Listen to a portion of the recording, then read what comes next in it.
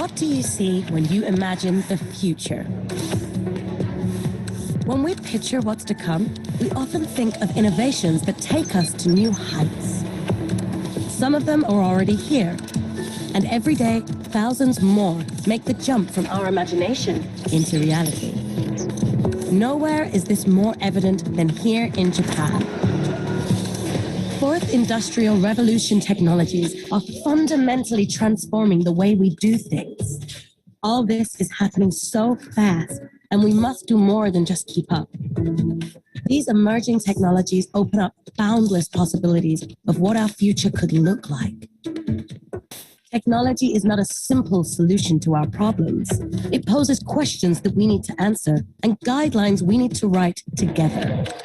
That's why we're all here, a global event hosted by Japan that brings together the world's leading voices across disciplines and geographies. How technology will shape our tomorrow depends on the choices we make today, and that starts now.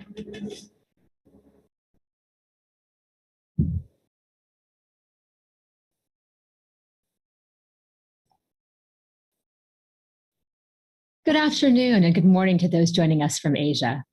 It's my great pleasure to welcome you to the World Economic Forum's inaugural Global Technology Governance Summit hosted by Japan. To start off our summit, we'll turn to a special address from Prime Minister Suga Yoshihide. I am Suga Yoshihide, the Prime Minister of Japan. Executive Chairman Schwab, distinguished attendees, I offer my wholehearted congratulations on this occasion of this Global Technology Governance Summit of the World Economic Forum today. I understand that government and business leaders from around the world are all coming together in this summit, which will serve as a venue for discussion leading to the societal implementation of digital technologies, focused firmly on the post-COVID-19 era. I consider this to be a very timely forum indeed. The world over, the battle against COVID-19 is still raging. Yet, what has accelerated all in one stroke during this time is digital transformation. At the same time, our recent experiences have highlighted various challenges, including sluggishness in digital transformation in both administrative service and the private sector. I have redoubled my belief that it is only through boldly pressing forward with digital transformation that we can succeed in reshaping Japan.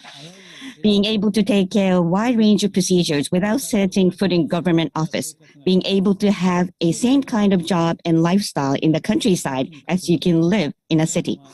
That is the kind of society we're aiming for as we accelerate our reform all at once, aiming to create the world's most advanced digital society where everyone can enjoy utmost benefit of digital transformation. I believe that as we work to make this a reality, there are three roles the government should play in the digital age. The first of these is for the government itself to take a bold step forward by making digital investment. In September this year, we'll establish an agency in charge of digital transformation as a symbol of and a control tower for reform. This agency will overcome bureaucratic sectionalism and take the lead in the digital transformation of the entire country as a powerful organization with strong overall coordinating function and a budget of 300 billion yen in its inaugural fiscal year over the next 5 years. We will also unify and standardize the system used by local governments. Furthermore, we will maintain company-related information and other basic data, a so-called base registry, and advance the sharing, utilization, and application of data. At the same time, the viewpoint of leave no one behind is essential for reforms brought about through digital technology, and we will be sure to give consideration to accommodate those who are averse to the digital world. In Japan, a country which is also at the very forefront of dealing with the issue of a declining birth rate and aging population, in order to create a society that leaves no one behind, we intend to make the greatest possible use of the power of technology. The second role of government is to prepare a sound competitive environment. Working in cooperation with other countries, we will advance our domestic legal structure and promote bold investment and innovation by industry. The third role of government is to contribute to shaping the international order. While internationally we do see data protectionism, what lies in the background to that is a lack of trust. In order for all countries to reap the benefits of the digital economy equally, I believe now is the time to create the rules that will bring concrete shape to the data-free flow with trust that Japan has been advocating. We will also contribute to the preparation of guidelines on smart cities, discussions on basic principles regarding the use of robotic automation and other matters. Coupled with this digitalization, another driving force putting Japan's economy back onto a growth trajectory post-COVID-19 will be green initiatives. Last year, I declared that by 2050, Japan will realize a carbon-neutral society. Working towards this, we will mobilize truly all possible measures as we promote bold investment and innovation by private companies, engendering a changeover in our industrial structure and vigorous growth. In addition, Japan will announce an ambitious 2030 target by COP26. Through joint research, developing international standards, infrastructure cooperation, and other endeavors, we will deepen our collaboration with other countries and promote global decarbonization. In closing, I wish to express my high hopes that through the discussions held at this summit, social demonstrations of new technologies will make progress, leading to the resolution of social issues. Thank you very much for your kind attention. Thank you, Prime Minister, for your inspiring remarks and for spotlighting the importance of data in the fourth industrial revolution. Now, technology in the 4IR is no longer something distinct from the human experience. In contrast, our interactions with technology shape the entire fabric of society, sometimes overtly, but often in ways that are so subtle that they're almost invisible. The very concept of what it means to be a human is mediated by our increasingly fluid engagement with technology. And in some cases, the separation between who we are online and who we are in real life is so blurry it's almost meaningless. At the same time, for the 3.4 billion people in the world with no access to the internet, technology can still feel distant, and there remains untapped potential for solving real-world problems. So it makes sense that the use and governance of technology is something we should be paying very close attention to. Now, of course, we must consider the pandemic. The pandemic has accelerated technological change, and the world's a different place than it was even a year ago. We have a chance to reinvent the way we operate in this new context. Everything from government services, education, and healthcare to the way business interacts with and provides value to its customers. The roles of the private sector, public sector, civil society, media, academia in shaping this landscape have never been more critical or more undefined. Technology governance refers to the systems and processes that underlie the creation, deployment, and use of technology. How do we ensure that governance models are accelerating benefit and mitigating risk? How do we move away from siloed thinking to an intersectional approach that considers technology across industry verticals and across geographies? And how do we ensure that our regulations and policies both spur creative and beneficial innovation while ensuring that we don't exacerbate existing social inequalities or, even worse, exploit vulnerable populations? Technology governance needs to take into account all of these considerations and many more. To help us explore these exciting but complicated topics, we're joined today by a panel of distinguished guests. The Honorable Vivian Balakrishnan, Minister for Foreign Affairs and Minister in charge of the Smart Nation Initiative of Singapore. Susan Wojcicki, the Chief Executive Officer of YouTube. The Executive Chairman of Hitachi, Mr. Nakanishi, who is also a member of the Forum's International Business Council. And of course, the panel would not be complete without Marc Benioff, Chair and CEO of Salesforce, and a member of the Board of Trustees of the Forum. Welcome to you all, and thank you for joining us. To kick us off, I wanted to acknowledge that there's a lot of criticism these days about technology, much of which is fair, but also there have been huge advances in the past year alone. So I thought we'd start on a positive note, and I'll turn it to you, Marc, first. What are you most optimistic about when it comes to the technology landscape? Well, thank you, Sheila, and also thank you so much to our Prime Minister Suga-san, because we are just at an incredible moment today that I think that we can deeply embrace. And I'll tell you, I had an inflection point myself, which really occurred in Davos 2020, and really got accelerated by digital Davos this year. And it's around the environment. We've been working on the fourth industrial revolution now for quite a few years. We've built this network through the World Economic Forum of these amazing fourth industrial revolution centers all over the world. And we've seen phenomenal progress and advancement in accelerating technology around so many key areas. But one area that has really grabbed me is climate change. It's really become my number one priority. And let me tell you, you saw that in that Davos 2020, I created and founded something called 1T.org that we launched at the conference that has been embraced by the World Economic Forum. That's the 1 trillion tree initiative, that we're going to plant 1 trillion trees to sequester over 200 gigatons of carbon. And I've been so impressed with how so many companies and countries have embraced it. In fact, just a couple of weeks ago, Canada announced that they're going to plant 2 billion trees. So thank you, Canada. But the other thing that occurred besides 1T.org at Davos 2020 was Uplink.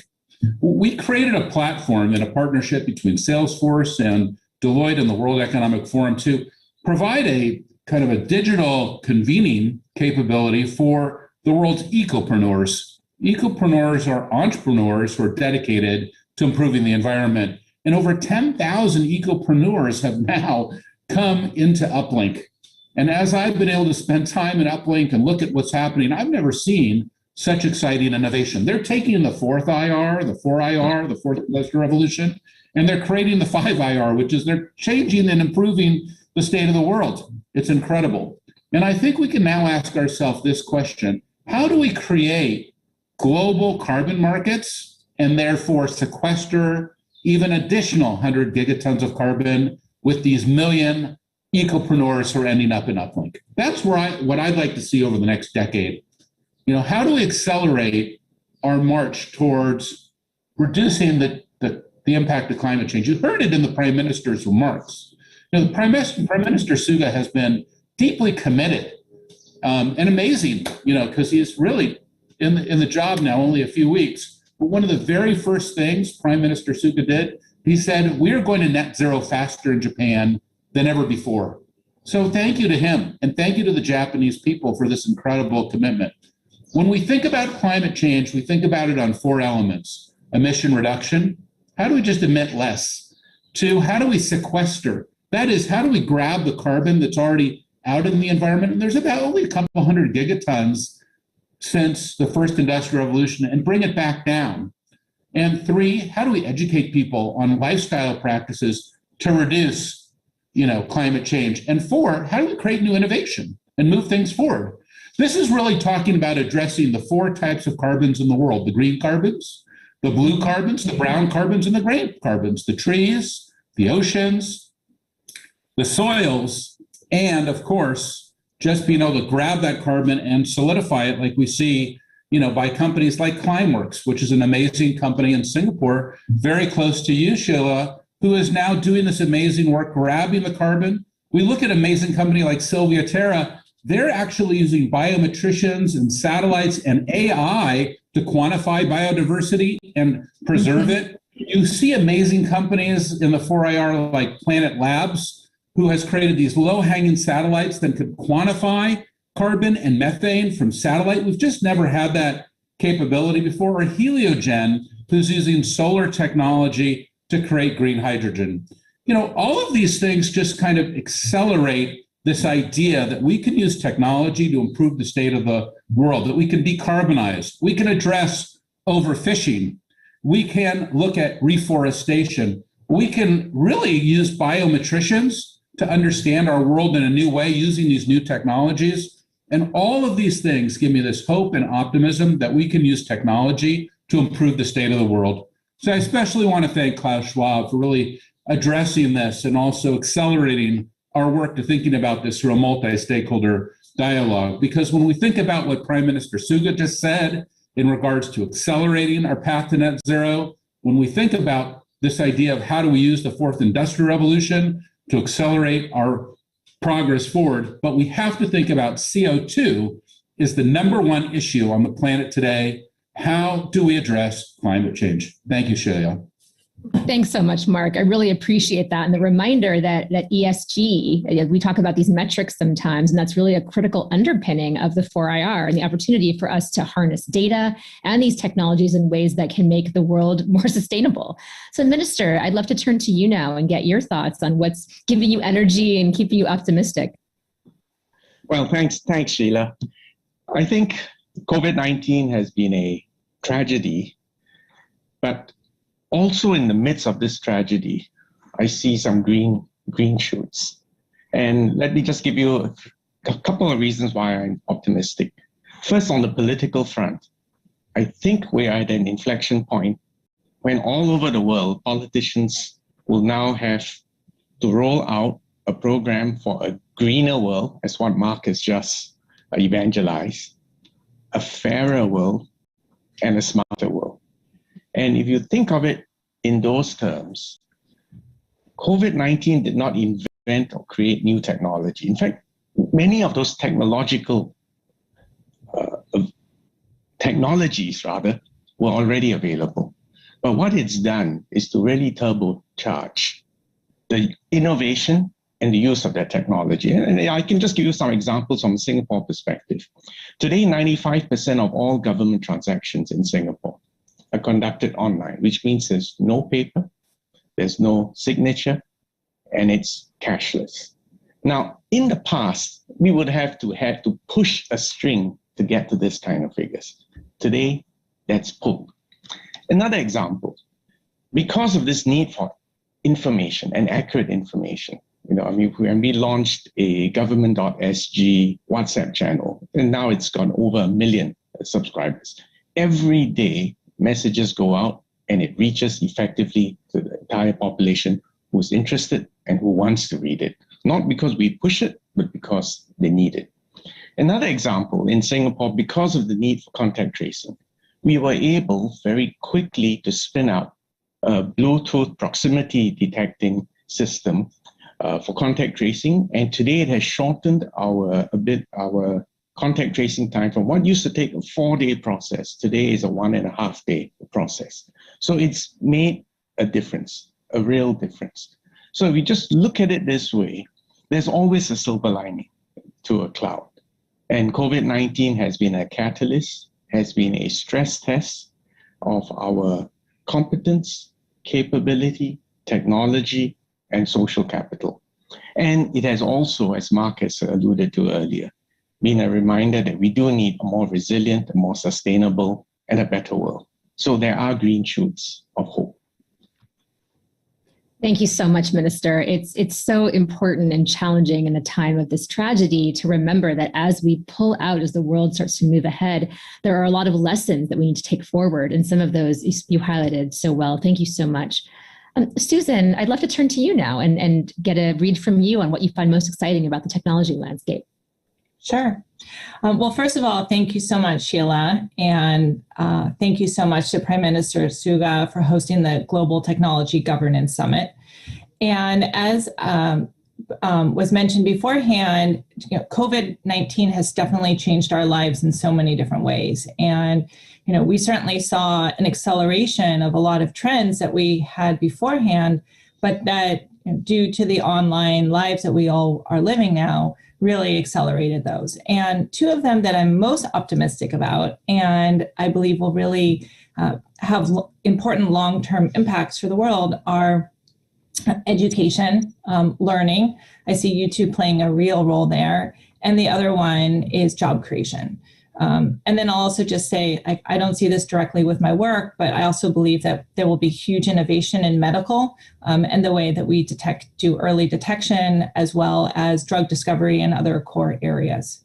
So with regard to learning, I'll just start there. So I think about YouTube as being a global public video library, which is accessible to anyone who has an internet connection and any kind of device. And if you think about YouTube, what we have is the ability to learn pretty much anything you wanted to learn, whether it's a language, a musical instrument, hear a talk from a university on a topic, get trained for a skill. And it's pretty, whenever I meet people and they learn that I'm the CEO of YouTube, they almost always tell me some personal story about how they learned something or how they were able to study that said that over 75% of people used YouTube in the past year to learn something new. And unfortunately, due to the pandemic, we all had a lot of new things to learn. So I am very optimistic that we will continue to be able to further and grow human capital as a result. I think the other thing that I see from running YouTube is just the opportunity to offer new and different points of views that we wouldn't have heard from before and tell stories that just would not have been told. So I remember when I was a kid and I was growing up, there were just a couple of channels on TV. I don't want to say how many, but it was small. They fit on a dial and you would just turn that dial and maybe the largest channel I ever went to was like a double digit number, like 44. And now we look at YouTube and we have millions and millions of channels. And so what that means is that people can explore so many new topics, but also you can see a large variety of different points of view that you never would have heard beforehand. So there are a lot of underrepresented groups. You get to have the global perspective. We have seniors who are creating channels. We have like Pasta Grannies from Italy.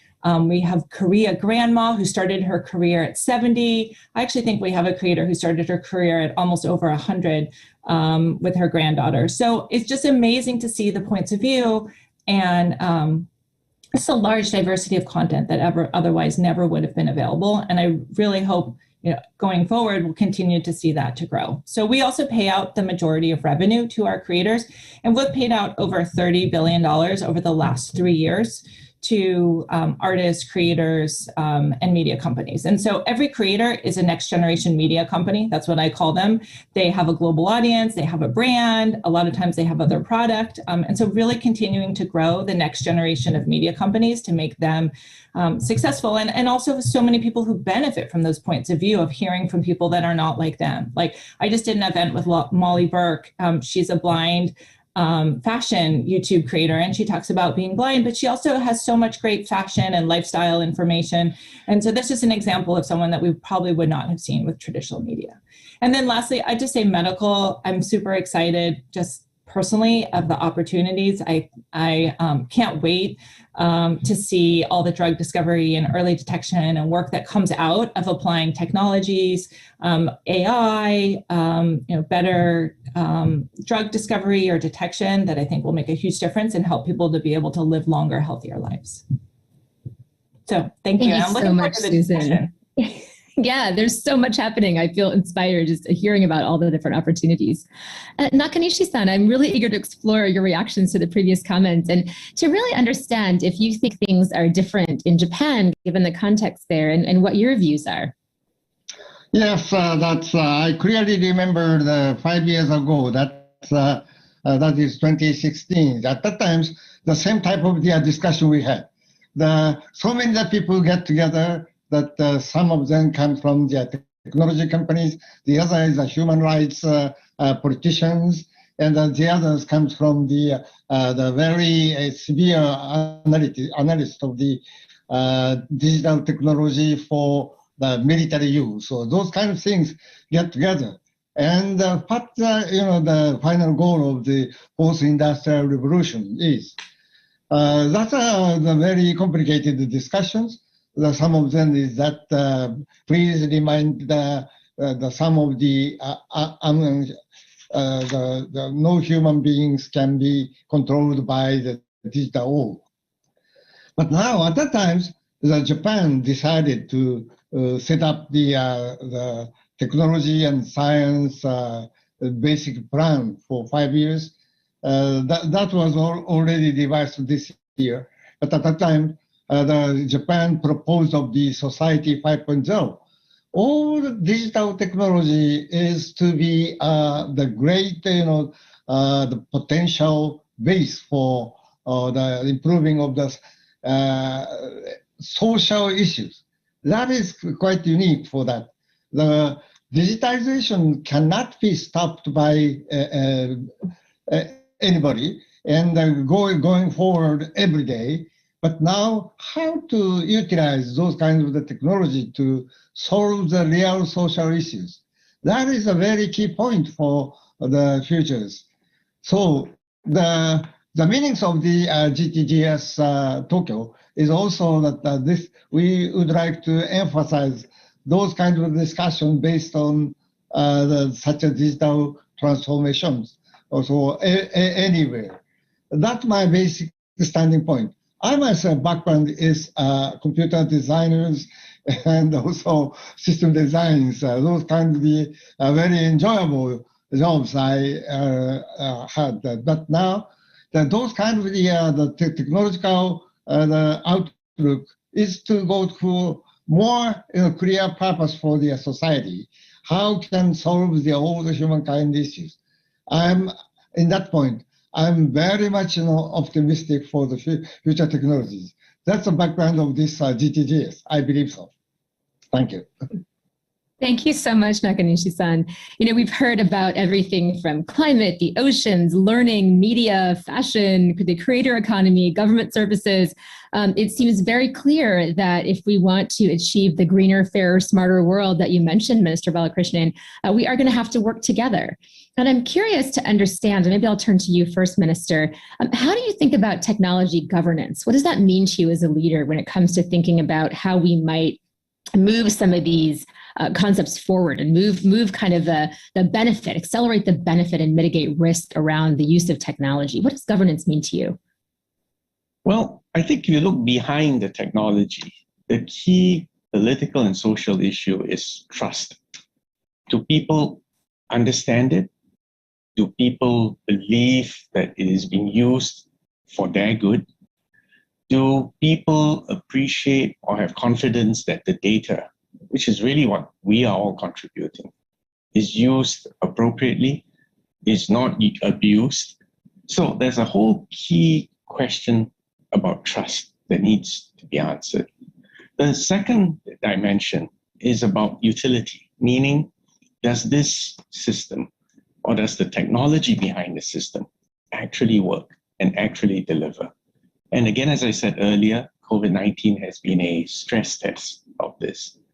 And that brings us in turn to the need for governance, for an ethical framework that acts as the foundation for the policies, the programs, the projects, and the legislation that government pass. So I would just highlight a few of these dimensions. What do others think? Certainly, there's a focus on ethics, removal of bias, making sure that there are not just trusted systems, but trustworthy systems. I'd be curious to hear from others about your thoughts on why governance matters and how it can help affect some of these goals. Anyone who wants to jump in? Well, I think one of the areas that you can get very excited about is the work of the World Economic Forum, IBC, and the SDGs and the SDG reporting that's happening. Some of the world's largest companies have now committed to being fully transparent in their reporting of some of the most important sustainable development goals, not just their carbon reporting, but even equal pay, other critical aspects of running companies to fit in terms of the kind of the worldview that you just heard articulated, or as Nakanishi's talked about, Society 5.0. But the idea that CEOs are now willing to commit to this transparent reporting, I think that's a very exciting progress. All right, Susan? Yeah, no, I definitely agree with that too, Marc. And I think there's been a lot of discussion about technology and governance, and a lot of times media has been part of that. So I can give some of my perspectives, which is that we work very closely with governments all around the world. And I believe it's critical that we continue to do so. We've certainly seen as technology has played a more important role, a significant rise in the interest of governments and a significant rise in the number of bills. And there already are very significant number of governance that we exist. And I believe there'll be a lot more going forward. But, there are also a lot of challenges. So first of all, I see a lot of issues around speech and what should or should not be allowed on platforms, for example. And that's a really tough area. Now, certainly countries pass certain laws and we comply with all the laws that the different countries pass. But a lot of times there's content that is legal, but could be seen as harmful. And it's hard for governments to necessarily find the right way to regulate it. It also is content that can change very quickly. Like we just saw that with COVID-19, with a number of different types of misinformation. It would be hard for governments all around the world to all pass different regulations about that and have compliance. It's really quick too at the same time. So there's this category of content that I would say is content that is technically legal, but could be harmful. And that's where we've put a lot of time to try to make sure we put the right policies in place. It is challenging when governments all pass different rules and we have a patchwork of different products. Like I think it'd be strange if YouTube operated differently in every country, depending upon the different policies there. But what we have seen that has been really effective is, first of all, continuing to work with governments, but also different organizations when they come together. So one of them, an example would be GIFCT, for example, which is an organization that works to fight violent extremism that's funded by governments. It has a lot of experts. That's an example of where you really can get a good coalition to be able to come up with how do we handle this tough topic, but do so globally and do it in a consistent way. We've also seen that with Technology Coalition with regard to children, the right policies there. And so I'm very supportive of coming up with organizations that can be global, that can span industry as well as governments, have experts, and come up with the ways for us to be able to better manage some of these tough questions. And so I'm looking forward to more collaboration in the future and hopefully setting up more organizations like these that can help us address some of the toughest issues that we face. I think you make such a great point about the patchwork sometimes of regulation that companies do have to navigate as they look around the world. Nowhere is that more true than really in the data kind of space. And part of that is rooted in different cultural notions of concepts like privacy, for example. There are different understandings of what privacy is and different expectations of that around the world, some of which eventually become codified in regulation. When we're talking about the magnitude of the kinds of problems that we are trying to solve, right, as technologists, climate change, learning, access, new financial systems, the unbanked, like all these big, huge kind of societal problems, how do we look to create a global understanding about some of these concepts? So how do we encourage partnerships that can really move forward with that concept? And these are problems that we face around the world. And while we may have a different lens on them, ultimately we do need to be cooperating in order to really see movement. Thoughts on that? Marc, I'd love to hear from you on the context. Oh, please, Nakanishi-san first. Then Marc, over to you to talk about maybe the oceans and how we think about this in that context. Anyway, that digitalization is a great tools for the analyzing or the recognizing of what is happening in the world. And Sheila, you pointed out so many issues to be solved, but those kind of issues is so integrated and not independent items. So the other that those two facts is very clear evidence of the technology progress is one of the future of humankind. That's the starting point of this. But simultaneously, the minister already pointed out that the trust is one of the keywords to setting up how to utilize of those kinds of data and how to making a clear path to utilize of the data to recognize of the world is happening. And then how to build up the trust. The trust is a very wide range of the world from not only the digital world, but of course, digitalization is a very powerful, so it's a very important concept for the futures. So the other, GTGS is very important. How to govern of the trust buildings. From the viewpoint of the business activities, the building trust is one of the starting point of to setting up the business environment. But now those kind of the paths is not so clear yet. That's we have to discuss how to setting up the next path to building up the trust. There is a very simple the communication channels and how to making a more secure and safer the mutual benefits. So those kind of things is the very important to the discussion target. That's the GTGS, the major issues. Recently, that the Japanese government, the staffs that are part of the Center for Fourth Industrial Revolution in Japan is to build to propose of the white paper to build up those kind of the trust building approach. Those kinds of discussion will be the very much the important target setting for this DGGS. That I believe so. Those kinds of discussions are very much welcome to do it. Thank you. Thank you. Marc, did you want to comment? Well, I think when you like to bring it down to some like a specific example, and I think that everyone on this panel agrees we need to take better care of our oceans. And I know we're all very worried about the extinction motion with whales and dolphins. We want to stop killing whales, we want to stop killing dolphins, and we especially want to stop it through inadvertent ship strikes. That is, ships have never moved faster or more efficiently, and as they go through high traffic areas, you're much more likely to have a strike of a whale than ever before. Now, by using technology developed by the University of California, Santa Barbara, and you can actually see this today, it's a great example of the 4IR. It's whalesafe.com. It's a project between UCSB, the World Economic Forum, and our own ocean initiative.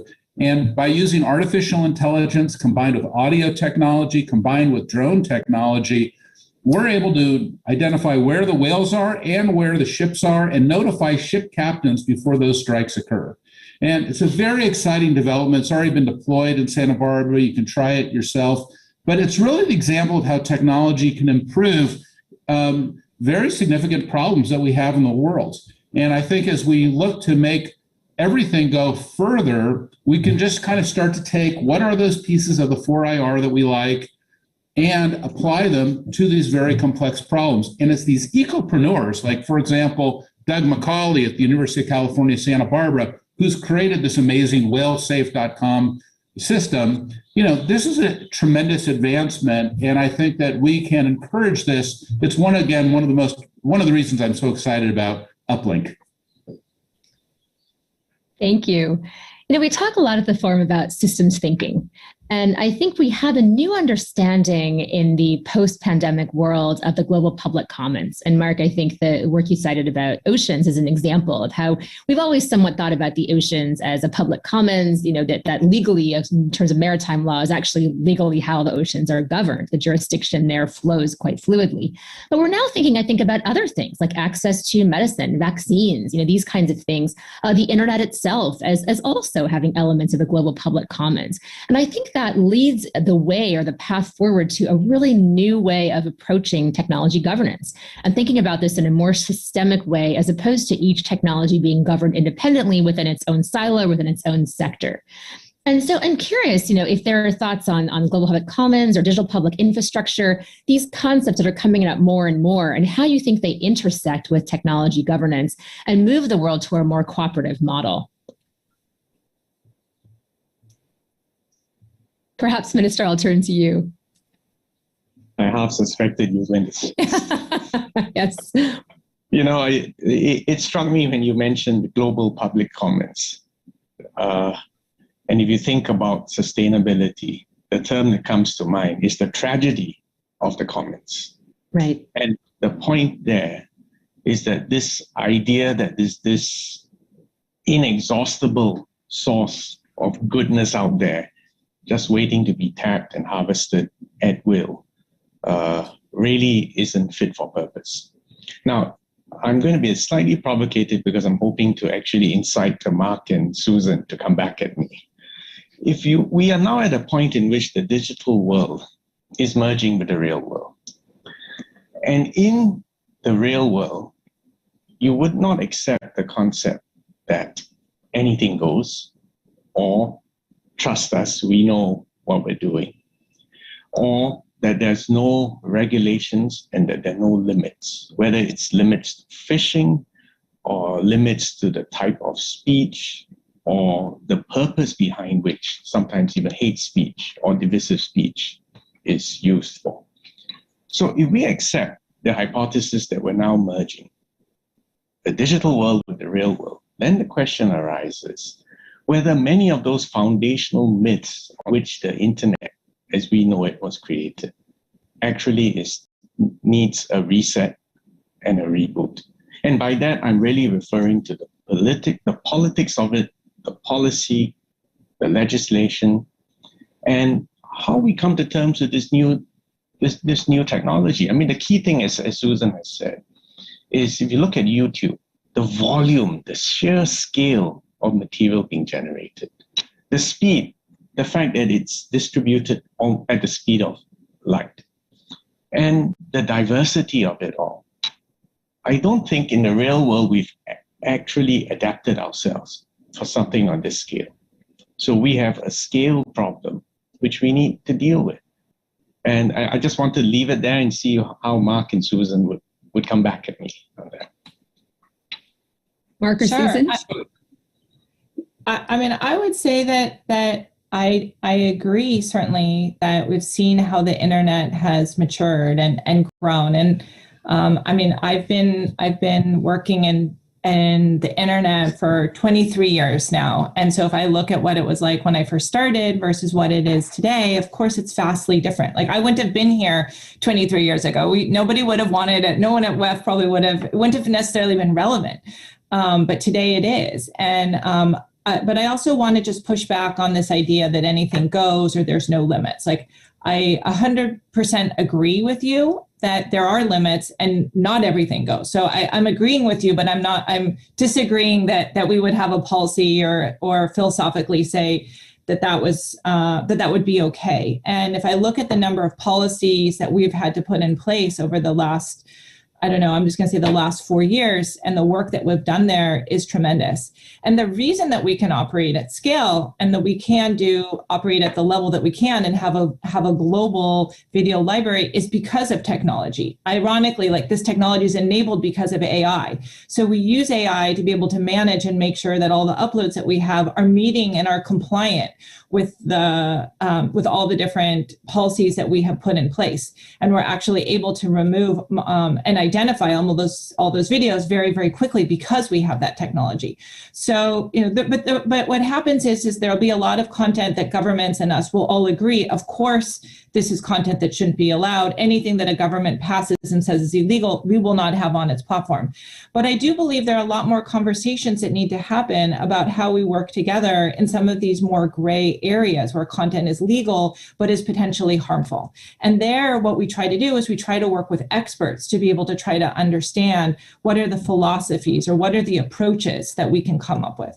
And I would love it if there was a global group that came up with a number of different maybe philosophies or processes in terms of where they think some of those limits are, and we could work to try to interpret them and what that would actually mean for our platform. But right now, we work with governments individually. Sometimes there's a lot of differences. So we do our best to both explain the technology, work with them to show how we are, either in compliance or working to be so. And we care deeply about our communities, about the users, the impact that we have. And a lot of times I find that these questions are complicated. They're more complicated. The more you dig into them, the more complicated they turn out to be. And they have all these unintended consequences. And so I just think there needs to be a lot more discussion between companies and platforms and technology and government so they understand and we can make the best decisions together to keep our community safe. I was just in Singapore twice over the last 6 months. It's an amazing country. It's handled the pandemic incredibly well. The government should be incredibly proud of how they have been able to keep the virus at bay there. And using, aggressive information technology, like contact tracing, like we heard, is probably one of the most advanced contact tracing systems in the world today, one of the probably greatest challenges for Singapore today is really becoming net zero.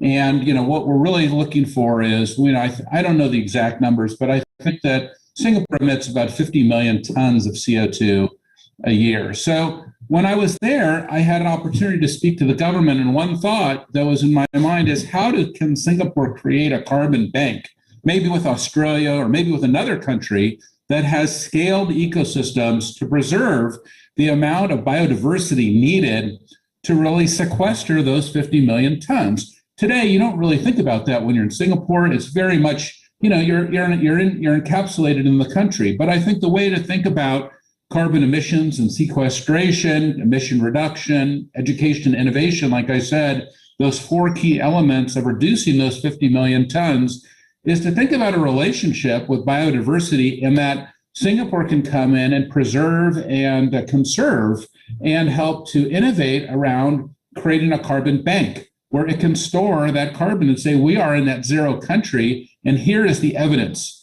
And I think we can do that today. I think that with the power of biometricians, the people who are actually able to quantify these levels of biodiversity and have a clear, addressable issue like how do we reduce Singapore's emissions, this can be addressed. So when we think about scale, I think that this is an area where we have to think aggressively about scale, because I'm sure the minister, and I know the prime minister as well, want to get to net zero as fast as possible, just like we just heard from Prime Minister Suga. So this is, I think, the right way to think about it. How are we going to do that? Yeah, well, I'll give you 1 minute, Minister, to respond, and then I'm going to have to unfortunately wrap us up from this fascinating conversation. But Minister, please. Well, thanks, Marc. I mean, you know us well. You know how tiny we are. We are a city-state. Imagine Manhattan being independent. But yet in this tiny rock, 1/3 of it is covered in trees. There's more biodiversity in Singapore than the entire continental United States. And because we are low-lying, we are extremely vulnerable to climate change. So this is something we take seriously. It's not a debating point. The key point which you have raised is that Singapore has to be part of a global planetary ecosystem. And that's why, we've introduced things like the carbon tax. We're looking for the development of carbon markets globally.